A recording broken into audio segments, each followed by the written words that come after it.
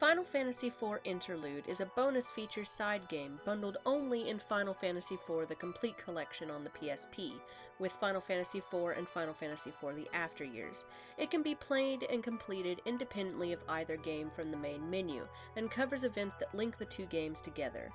The game's linear, with airship flight being controlled by NPCs and the player unable to return to most areas after flying to a new location.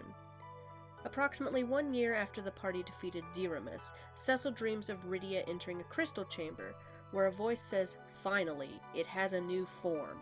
As the voice is about to reveal itself, Cecil's wife Rosa wakes him. They are headed for Damcian to celebrate the reconstruction of the castle. Meanwhile, in the Feymark, Rydia prepares to leave to attend the ceremony after speaking with the Eidolon Ashura. At the celebration, Cecil meets with Palom, Porum, Yang, and Epop, the elder of Mysidia and Edward's secretary in training. During the celebration, a guard arrives to tell Yang that some monks were attacked by monsters on Mount Hobbs. Yang leaves to investigate, Rosa and Cecil accompanying him. They find the monks and heal them, aiding them in fighting the Dad Bomb, because apparently the name Mom Bomb wasn't enough to be stupid, and explain they were on their way to Damcian because in Fabul, Yang's wife Sheila, yes, Yang's wife finally gets a name, is about to go into labor with their first child. The group returns to Fabul and witnesses Sheila giving birth to Ursula. Yang appoints Cecil her godfather and even tasks her with naming his child. They prepare to return to Damcian when Cid arrives in the Falcon with Palom, Porum, and Luca. Monsters are pouring out of the sealed cave, overwhelming the dwarves. Rosa and Cecil prepare to accompany them to investigate, but Rosa falls ill and remains behind to rest. Cecil accompanies the four to the Falcon and they depart to the underworld. Meanwhile, in Eblan, Edge departs the castle. In the underworld, Cecil, Cid, Palom, and Porum enter the sealed cave. In the crystal chamber, they find Rydia collapsed in front of the dark crystal. She awakens and has no memory of how she came to the crystal chamber, but tells the group she must go to the Tower of Babel. The group leaves the cave, Rydia telling the group that something is calling to her, and the Tower of Babel begins to glow ominously. Concerned about Rydia and the tower, the group flies the Falcon there to investigate. Meanwhile, Edge makes his way through the Eblan cave that connects to the tower, worried about the glow as well, and suspecting someone has been to it recently. At the tower in the underworld, Cecil and the group climb it, encountering elemental monsters who, when defeated, impart the power of Eidolons back to Rydia. As they pass the cannon control room, Rydia enters it, and 3 monsters emerge to stop Cecil and the others from getting to Rydia. The 3 guards eventually merge, and Edge arrives to lend a hand in defeating it. After the battle, they enter the control room to find Rydia is gone. Continuing to climb the tower, they find Rydia, who turns out to be an imposter.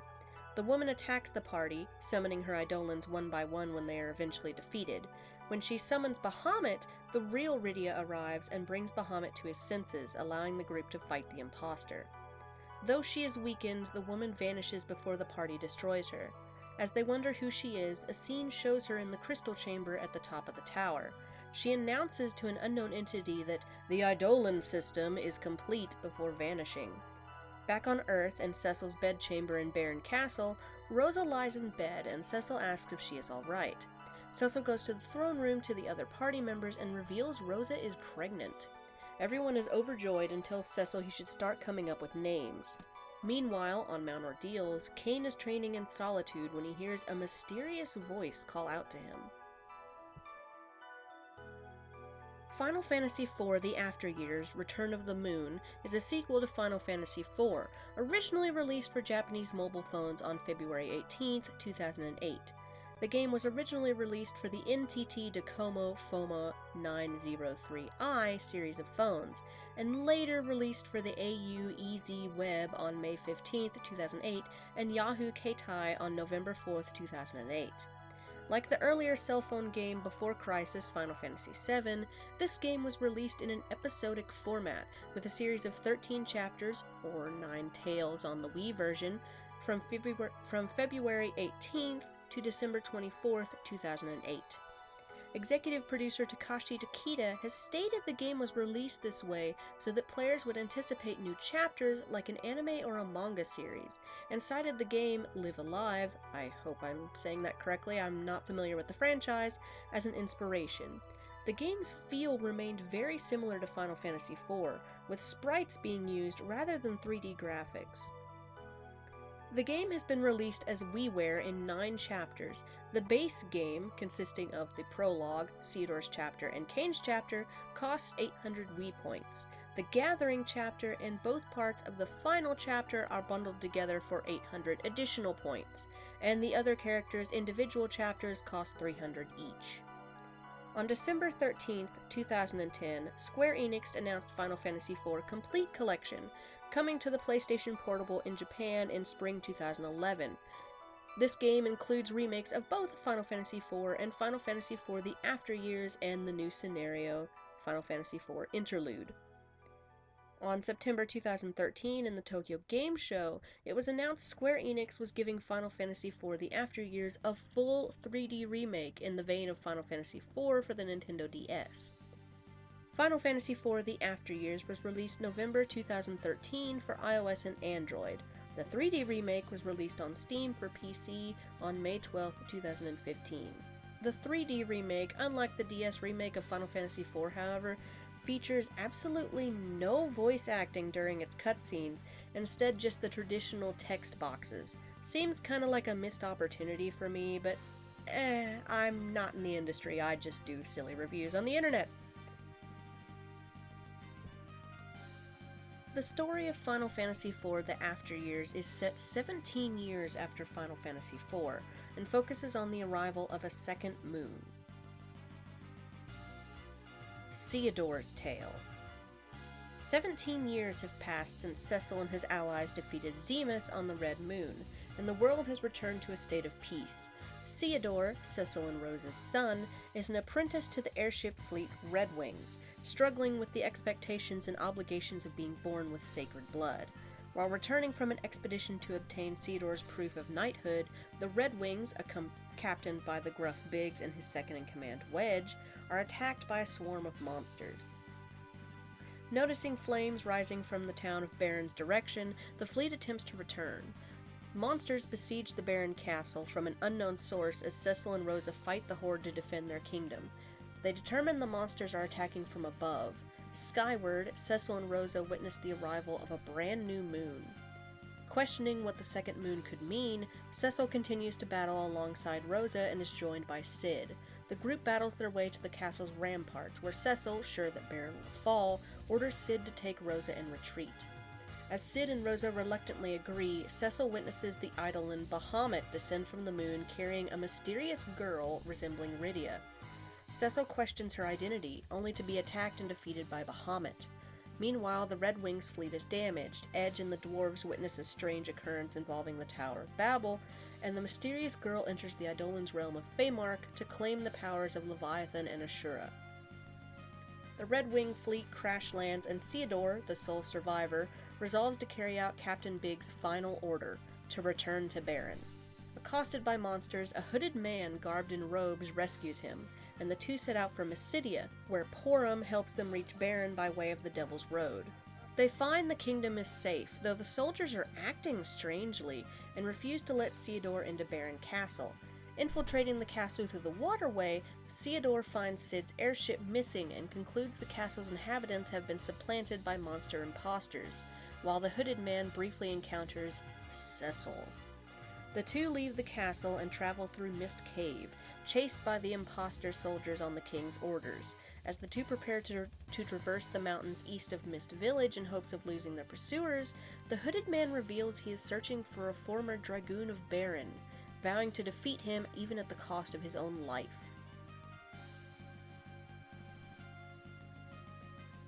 Rydia's Tale. Years ago, Edge assisted in the rebuilding of Mist, which also received help from Cecil of Baron and Yang of Fabul. Edge has turned to selling Eblin's royal treasures to help fund the reconstruction. Rydia attended Theodore's birth, and before the mysterious girl arrived in the Feymark, Rydia was visiting its Eidolons, but was confronted by Ashura, who had expressly forbid Rydia from returning, stating she belonged with her own kind. Following the mysterious girl's attack, Rydia finds the Eidolons petrified. She discovers she is unable to call upon any of them for aid, and is cornered by monsters while attempting to return to the underworld, only to be rescued by Luca, daughter of the Dwarven King Gyat and Cid's apprentice. They return to the Dwarven castle aboard the airship Falcon, and witness the Red Wings airship fleet arrive. Within the castle, they find the mysterious girl has claimed 3 of the dark crystals, with only the one kept in the sealed cavern remaining. With Gyat's permission, Rydia and Luca set out for the sealed cavern, and though they recover the final dark crystal, the mysterious girl appears and defeats them. She taunts Rydia, destroys Calca and Brina, who had been helping the two, and takes the dark crystal. Rydia and Luca flee the underworld aboard the Falcon and retreat to Agart for repairs. They enter a cave and find some of the material they need to fix the Falcon, and scrap Calca and Brina for the remaining parts. Though, in an alternate scene, if the player found a mithril nut, a mithril spring, and a mithril bolt in the cave, Calca and Brina are fixed and repaired, able to be used in later chapters in the game. Shortly after finishing the repairs, the Eidolon Titan attacks them, but a man clothed in dark armor and black mantle appears and defeats the phantom creature. The Man in Black boards the Falcon and urges the pair to travel to the Tower of Babel before history repeats itself. Yang's Tale. Yang is training 3 monks of Fabul. His daughter, Ursula, enters the castle and pleads with him to train her, but he refuses. She goes to Mount Hobbs to train on her own, where she witnesses the Red Wings approaching Fabul. After being attacked by another mother bomb and rescued by her father, the pair returns to Fabul, where they find the Red Wings attempting to steal the crystal. On a bit of a side note, I forgot how utterly sexist Yang ended up being just randomly out of nowhere in the After Years.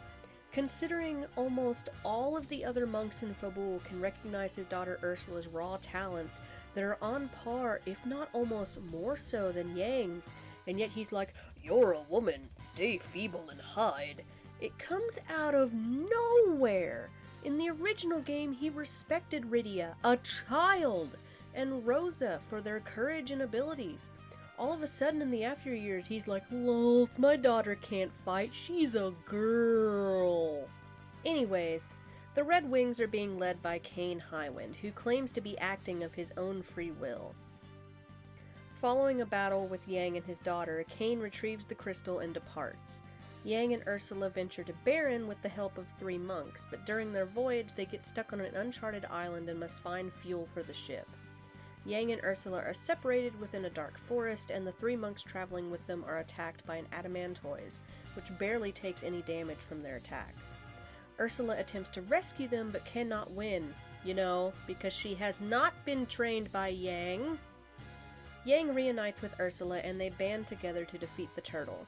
After they find the fuel for the boat, Yang tells Ursula she has understood something more important than pure strength and allows her to train with him, but asks Ursula to no longer address him as father and instead call him master.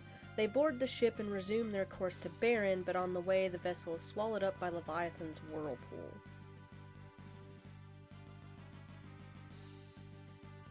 Palam's Tale. Palam, vowing to follow in the footsteps of the great sage Tella, had set out for Troia, where he trains the young priestess Lenora in the arts of black magic. When the mysterious girl attacks the city to obtain its crystal, Lenora opens up an underground passageway for them to escape. Palam and Lenora capture a black chocobo, whose race has been dwindling for the past 17 years, and travel to the Lodestone Cavern. They battle the Dark Elf, but it is defeated by the Eidolon Shiva. Confronted by the mysterious girl, Palam takes the crystal and tells Lenora to flee while he petrifies himself, preventing the mysterious girl from taking the crystal. When the mysterious girl threatens to shatter Palam's body to obtain the crystal, Lenora attempts to fight her off.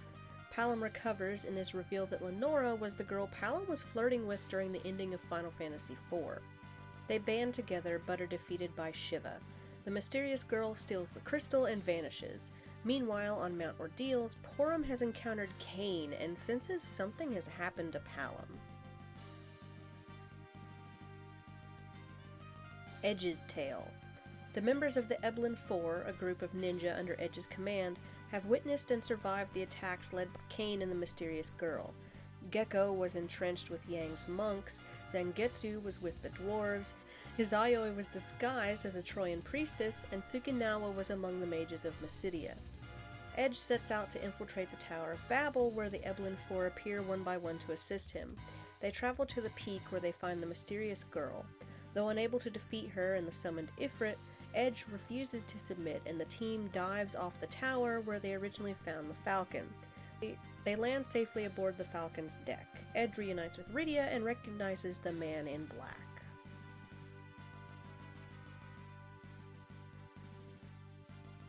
Porum's Tale. During Palom and Porum's childhood, the two attended magic lessons with the Elder of Mysidia. One day, Palom cut class and tried to impress a group of girls, including a young Lenora. When found and confronted by the Elder, Palom revealed his desire to follow in Tella's footsteps, and the Elder agreed to let him follow his dream, even though, it's been previously stated that sages have to master black and white magic. Huh. A few years later, Palom and Porum travel to Kaipo, where Palom visits Tella's grave, and the pair ventures into the underground waterway, where Porum witnesses just how strong Palom has become. There's also a neat little side thing on if you examine the graves of Tella and Anna, where Porum will make a comment about how Anna must have been like their mother. This is never brought up again, nor has it been brought up in the past, so was their mother the white mage that Cecil and the Red Wings killed?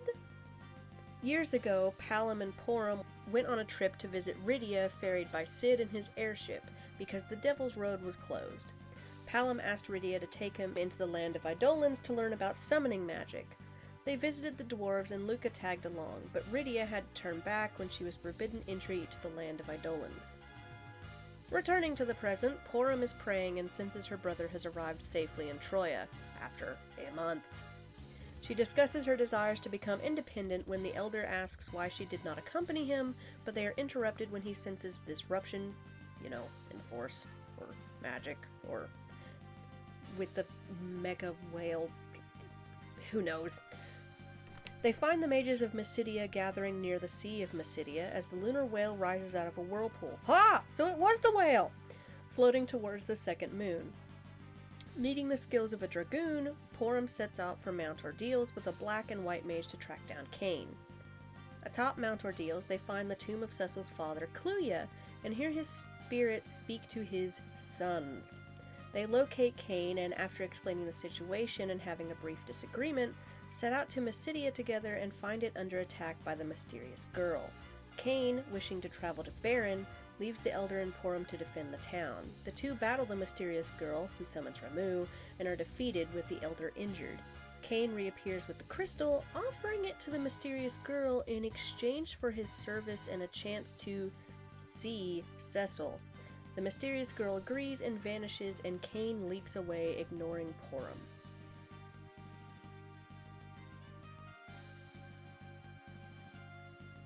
Edward's Tale.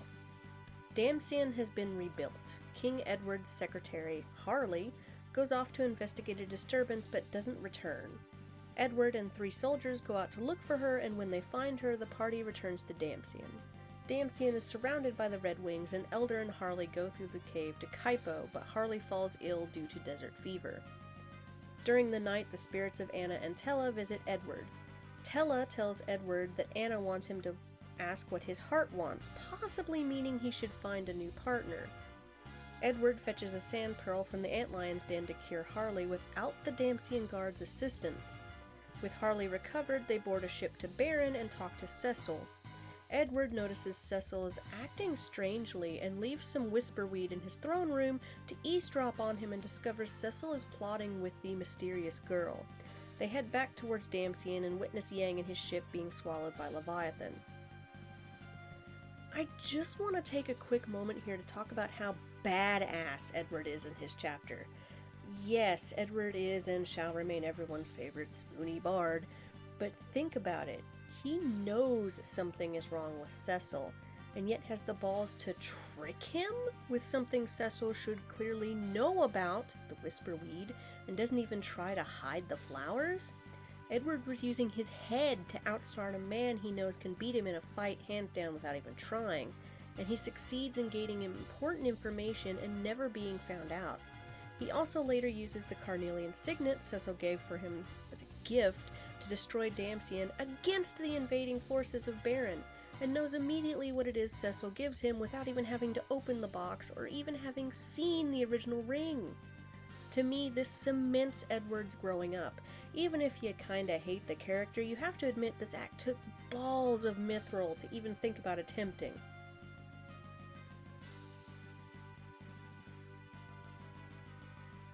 Kane's Tale. On a quick side note, in the Wii version of the game, Theodore's tail and Kane's tail are one giant tail. They run together. So the events in Kane's Tale spoil all the plot events for the other tales we've been playing up until this point. Oops. I'm not sure why they did this, but it also means in the Wii version of the game, Theodore's Tale does not have a challenge dungeon. In the Complete Collection, Theodore and Kane's Tales are separated as they originally were, and a challenge dungeon was given to Theodore's Tale, meaning players who fully loot the dungeon can get an extra piece of adamantite and a few other items.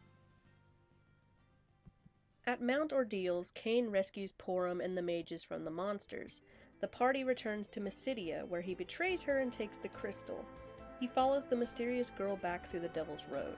Meanwhile, Theodore's party makes its way over the Mist Mountain range to Damsian. Theodore reaches Kaipo, where Baron soldiers attack him in the middle of the night, kind of mirroring the scene with Cecil and Rydia in the first game. Theodore and the Hooded Man head through the water cave and encounter and defeat the Octokraken. The Red Wings have surrounded Damsian, and Kane retrieves the crystal for the mysterious girl while also kidnapping Rosa. Again, because, Rosa. Edward and Cid, who arrive with the Enterprise, accompany Theodore back to Baron.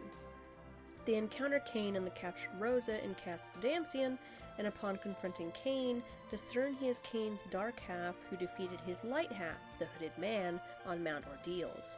The Hooded Man, or the real Kane, regains his jump ability, equips his lance, and defeats his dark half. Kane accepts his dark half as being a part of him, and merges with it, becoming a Holy Dragoon.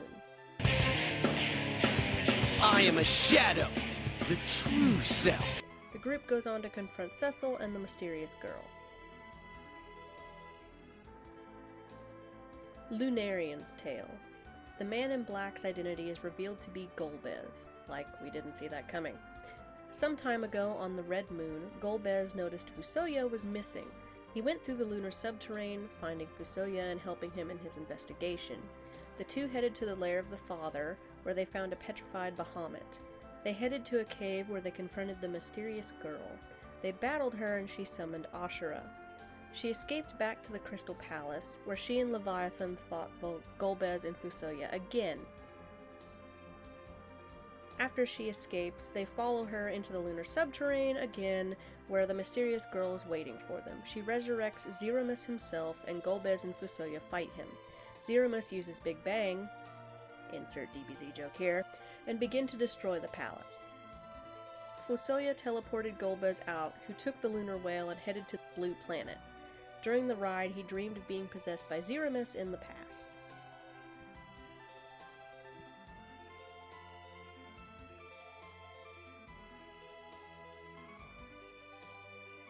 Gathering Chapter. Rydia's party, with Luca, Edge, and Golbez, notice the moon turning crimson and approaching the Earth, with meteors damaging the planet. The party tries to enter Baron Castle, but it is guarded by an Edolan's force field. The party flies to Mist, and Rydia's mother's spirit advises them that the force field will be broken if they save the other Eidolons from their mind control. In Kaipo, Yang and Ursula are found passed out. At Fabul, the party gets the frying pan and the ladle from Sheila, and when they give Ursula the ladle and whack Yang with the frying pan, they wake up and join along with the Sylphs. Because, a grown man and a 18-year-old girl feel cooking implements. Troya is covered in ice, and inside the Lodestone Cavern, Shiva is holding the place under a spell. After defeating her, Rydia gains her as a summonable Eidolon or destroys her. Palom and Lenora join after Troya is thawed. Eblin is engulfed in flames in Ifrit's possession at the Second Battle of Eblin. Edge tells everyone to flee so he may take on Ifrit by himself, but he is defeated. Rubicante, the former head of the Archfiends, appears and gives Edge a clue on how to defeat Ifrit. Edge bands together with Rydia to defeat Ifrit with Rubicante's Inferno skill, and upon Ifrit's defeat, he rejoins Rydia. Edge also gains Rubicante's cloak because it looks badass. In Mysidia, the party fights Ramun and recruits Porum. They head to Agert and fight Titan, who opens a rift in the ground, swallowing the party. After climbing back up through Agert's well, Porum appears briefly to assist them by casting Float on everybody, rendering Titan defeatable. After Titan has joined them, the party drags an exhausted Porum back to the Falcon. They return to Mist, where the Mist Dragon joins Rydia. The party journeys to Baron Castle, where they break the force field. Theodore's party, with Cain, Rosa, Edward, and Cid, fights the possessed Cecil and Odin, who comes to his senses and knocks Cecil out of his possession. While the others nurse Cecil, Theodore joins with Rydia, Golbez, Rosa, and Edge to take out the mysterious girl. She dies, but dozens of her appear and tell the party they are waiting on the true moon. Golbez calls the lunar whale to chase after the girls. Final Tale Part 1: True Moon. The lunar whale is parked outside of the subterrane of the true moon.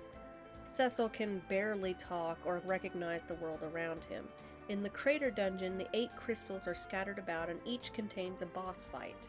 At the end, Cecil and Golbez fight Dark Knight Cecil, who uses a special attack to bring everyone to near-fatal status.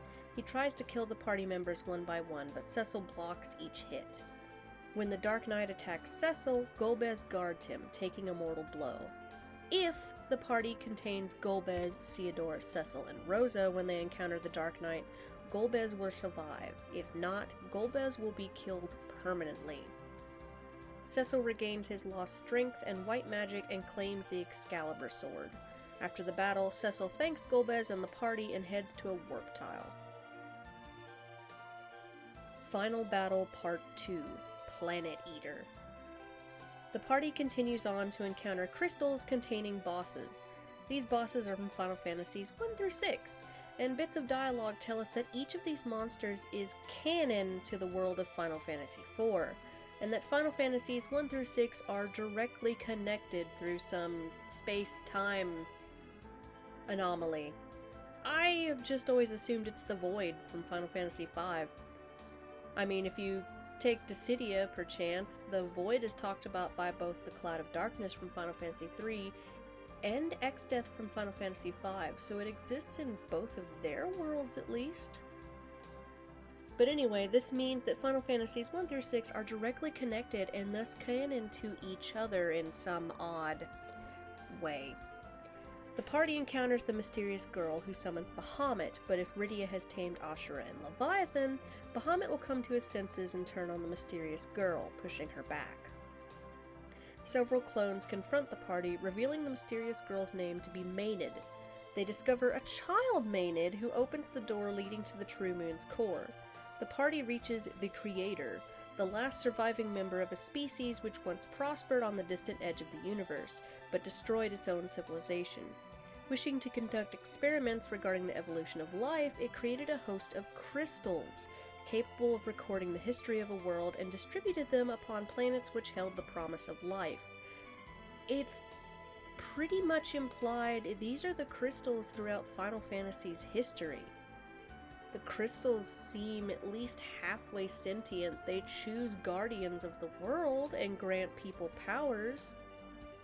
The Creator mass-produced and dispatched the Maenads to recover the crystals.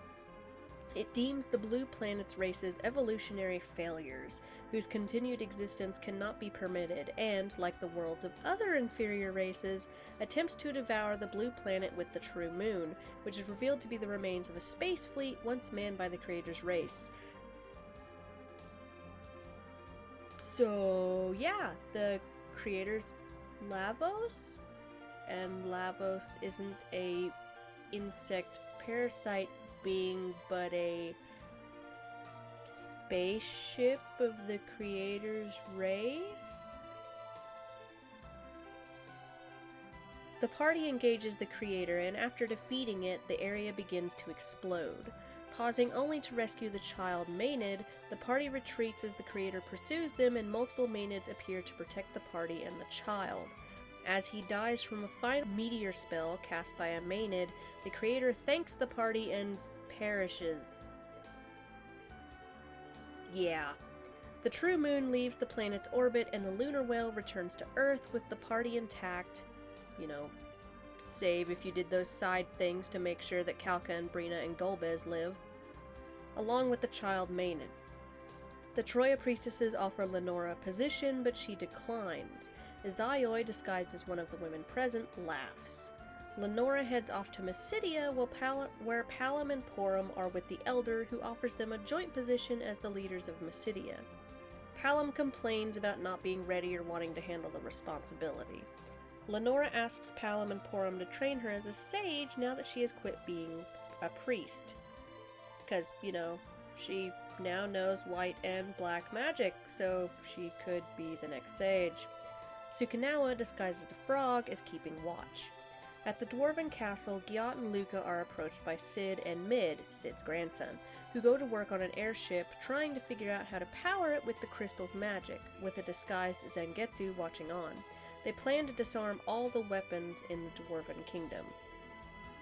In Fabul, Yang finally trains Ursula himself, reminding her he is not going to go easy on her just because she is his daughter. Gecko admires the kingdom's strength. In Damcian, Edward and Harley observe the crystal, although pulled away by an elder for discussion about Cecil's plan to amass the material needed to rebuild the damage caused to the blue planet. Since the moon meteors nearly destroyed it, Edward sees spirits of Tella and Anna and thanks them. Edge leaves Eblin Castle for Mist. He dismisses the Eblin Four, but they swear to await further orders. In Mist, Rydia is raising the child Maenad, now named Kiore.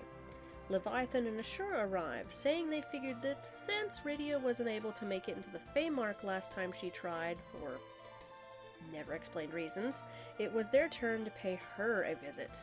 Edge arrives to see Rydia, and Ashura reveals that he was the one who invited them. In Baron, Rosa referees a sparring match between Cecil and Theodore. Kane, the new leader of the Red Wings, drafts Theodore for a new quest, to travel the world rebuilding the damage caused by the meteor attack. Rosa and Cecil think of Golbez, who has taken the lunar whale to look for Fusoya and the other Lunarians, or dead.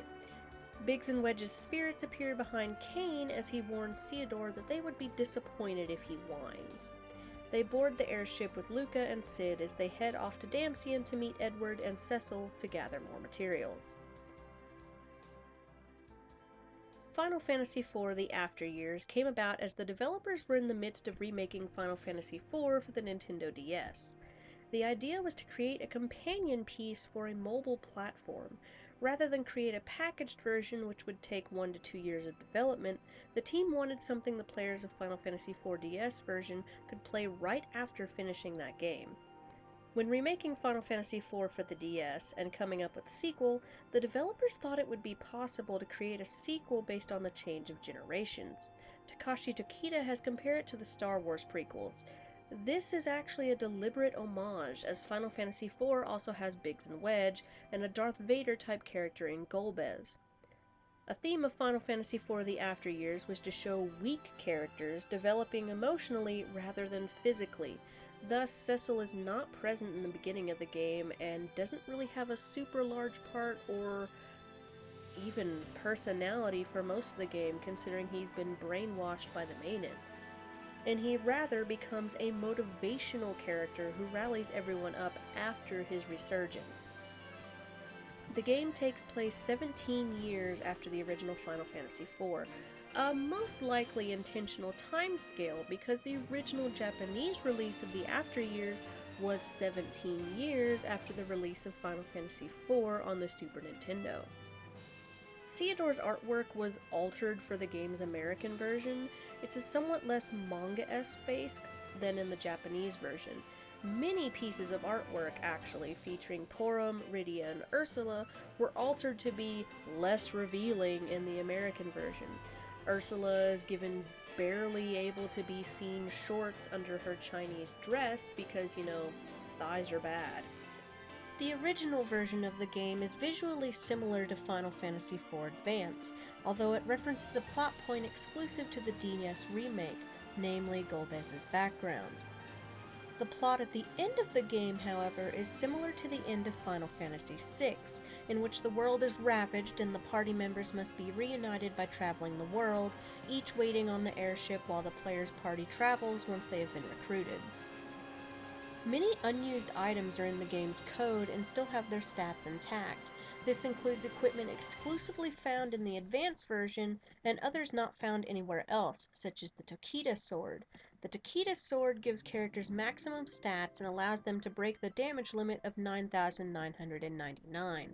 It is possible that these items were transferred from the code of the advanced version or were also used in beta testing, but no one really knows. Square Enix also published a novelization of the game in Japan in March 2009. It is written by Ichiro Tezuka, who's also known for writing the scenario for the game Alundra. We finally leave the blue planet and her 2 moons to travel to another planet, this one also featuring crystals of power. This game was yet another title we did not get in the United States until 1999, when PlayStation got Final Fantasy Anthology. That's right, everyone. Up next is Final Fantasy V. Get your dancer outfits ready. I hope everyone enjoyed this video, and if you feel free, like and subscribe, and feel free to comment. I always enjoy reading them, and I'd like to hear your thoughts. And remember, the world is square.